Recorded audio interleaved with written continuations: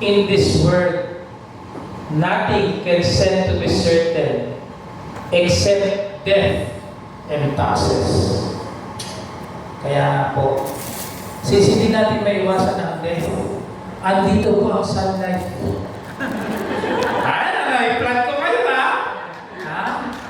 Instead na magbayad kayo sa BIR, bumili na lang kayo ng insurance. Tama ba, sunlight? Babalik daw ang unit manager, baka pwede daw mag-seminar. I-sponsoran daw nila part 2. Diba?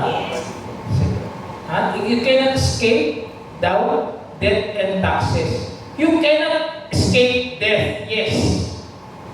Naalala ko tuloy yung sabi doon sa isang church, sino ang gustong makita si Lord? Taasan lahat. Sino gustong mamatay? Walang nagtaas ng kamay. Paano nyo mamimit si Lord? Diba? Kaya you cannot escape death. Yan yun na yung death. Expertise yan ng sunlight. Ang expertise ko, taxes. You cannot escape taxes, but you can avoid zero tax. But that is another topic on another day. Mahababang kwento yan. Kaya I don't agree with Benjamin Franklin. I can avoid tax. I can zero your tax. That's the